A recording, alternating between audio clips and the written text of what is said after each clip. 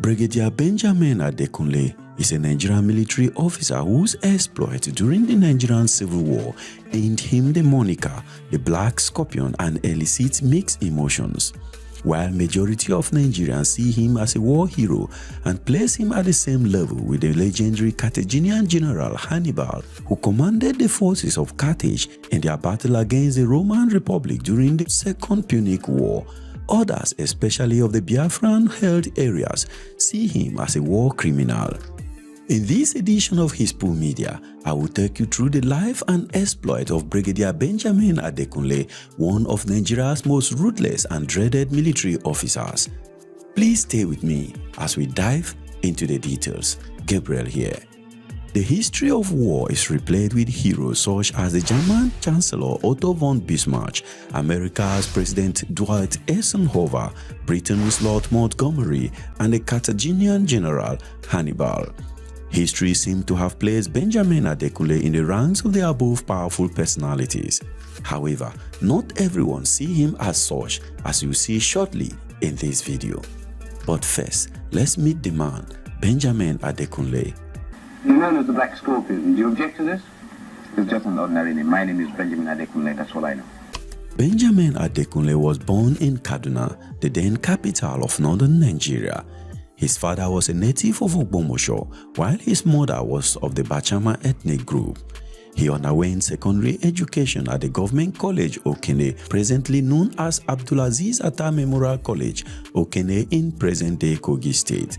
In 1958, shortly after completing his school certificate examinations, he enlisted into the Nigerian Army. He passed the Army selection examinations in flying colors and was dispatched thereafter to the Royal Military Academy Sandhurst in the United Kingdom. On December 15, 1960, he was commissioned as a second lieutenant. As a platoon commander, Benjamin Adekunle served in Kasai province of the Congo with the 1st Battalion of Queen's Own Nigerian Regiment during the first United Nations operations in the Congo. In 1962, Lieutenant Adekunle became aide-de-camp to the governor of the Eastern Region, Sir Akanu Ibiam. The following year, as a captain, he was posted back to the Congo as staff captain to the Nigerian Brigade headquarters at Lulaburg. This brigade was under the command of Brigadier Babafemi Ogundikwe. In 1964, Major Adekunle attended the Defense Service Staff College at Wellington in India. When he returned, he was briefly appointed adjutant at the Army headquarters in May 1965 to replace Lieutenant Colonel Yakubu Gowon, who was proceeding on a course outside the country. However, he later handed over the position to Lieutenant Colonel James Yakubu Palm and was posted back to his old battalion, the 1st Battalion in Enugu, as a company commander. But Benjamin Adekunle's most remarkable story began during the Nigerian Civil War, also known as the Biafran War. Benjamin Adekunle later assumed command of the Lagos garrison as a substantive lieutenant colonel. When the Nigerian Civil War broke out in July 1967, Adekunle was tasked with leading forces including 2 battalions, the 7th and the 8th battalions, in the famous seaborne attack on Bonny in the Bight of Benin on July 26, 1968. This happened after the federal government gained confidence of most southwestern ethnic groups as a direct result of Biafran push to Midwest states and probed into the western region. Adekunle was promoted to colonel after the Bonny landing. The 6th Battalion under Major Jallo and the 8th Battalion under Major Ochefu, both of which were under the Lagos garrison, subsequently took part in operations to liberate the Midwest following the Biafran invasion of August 1967, while the 7th Battalion under Major Abubakar stayed behind to maintain control of Bonny. Because Major Jallo's unit was seconded to Lieutenant Colonel Moritala Mohammed's 2nd Division, Adekunle was left with only the 8th Battalion at Escravos. He therefore protested to the Army headquarters and got the Lagos garrison upgraded to brigade status through the creation of the 31st and the 32nd Battalions under Major Aliu and Haman, respectively. This formation, combined with elements of the Lagos garrison along the eastern seaboard, was officially designated the 3rd Infantry Division. However, Colonel Adekunle did not think The name 3rd Infantry Division was sensational enough, or did it project the nature of the unique terrain in which his men had to fight? Therefore, without formal approval from Army headquarters, he renamed his command the 3rd Marine Commando. The Black Scorpion, as he came to be known, was easily the most controversial, celebrated and mythological figure in the war of attrition that laid the foundation for Nigeria's contemporary crisis and threw a wedge into the national fabric. Benjamin Adekunle's boys, including Godwin Alabi Sama, who at that time was his chief of staff, Lieutenant Colonel Alani Akinrinade, Major Yemi Alabi, and Major Alami Ogunkami, and others such as E.A. Etuk, Pius Eromobo, Ted Hamed, fought gallantly and seized aircrafts, Burutu, Orunigbe, Owa, and Aladima. They also captured Bomadi and Patami, along with many other places. But why was Brigadier Benjamin Adekunle referred to as the Black Scorpion? Before we get to some of his actions that elicit mixed reactions, such as food blockade to Biafra, let us first of all explain why he was given the moniker the Black Scorpion. The nickname the Black Scorpion was likely due to the combination of factors such as his fearlessness, his ruthlessness, and his tactical ingenuity. This made him a formidable and respected figure on the battlefield. The Scorpion is also a symbol of strength, resilience, and deadly precision, which reflect Adekunle's military reputations.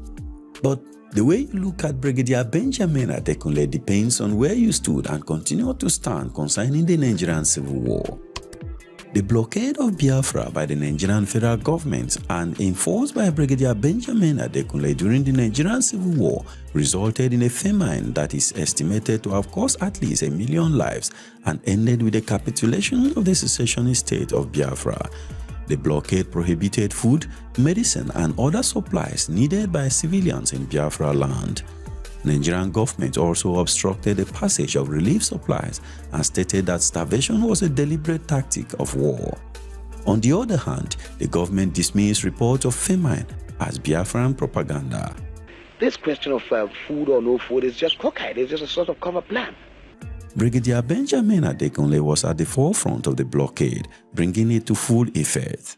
He then had this to say: "I want to see no Red Cross, no Caritas, no World Council of Churches, no Pope, no missionary, and no United Nations delegation. I want to prevent even one Igbo having even one thing to eat before their capitulation." Also, reacting to the allegation of deliberate starvation by the federal government, Chief Obafemi Awolowo, the Vice Chairman of Federal Executive Council and Commissioner of Finance, had this to say, quote, "All is fair in war, and starvation is one of the weapons of war. I don't see why we should feed our enemies fat only to fight us harder." It is important to specify that starvation as a weapon of war was not prohibited by international law at that time. But this situation contributed to the amendment of the Geneva Convention in 1977. Despite his actions during the Nigerian Civil War, Adekunle didn't hate Igbos. This is exemplified in his effort to protect Igbo officers during the 1966 counter-coup and the subsequent pogrom against Eastern Nigerians by northern officers. The then Major Adekunle nearly lost his life for, among other things, trying to protect Eastern Nigerian military personnel from their rampaging northern Nigerian comrades. After the Civil War, Benjamin Adekunle was promoted to Brigadier in 1972 and put in charge of decongesting the Lagos port that was having a chronic problem of clearing imported goods. He held this position until he was compulsorily retired on August 28, 1974.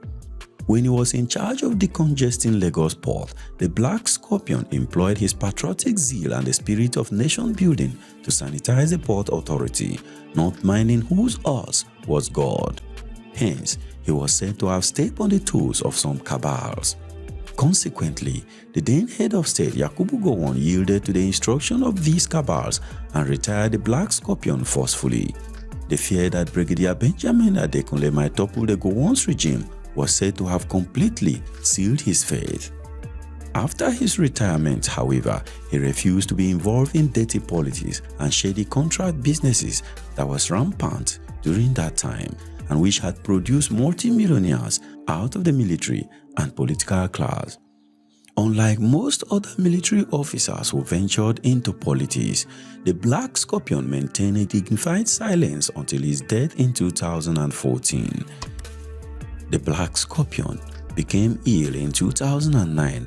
At that crucial time, and according to some sources, the Nigerian government, whom he gave everything, was said to have abandoned him. Eventually, he died on September 13, 2014. The death of the Black Scorpion was touching to many, but the late military officer spent his last days relaxing and joking with his family. After surviving some of the toughest battles of the Nigerian Civil War as shown in the video displayed here, the Black Scorpion died quietly in his bedroom.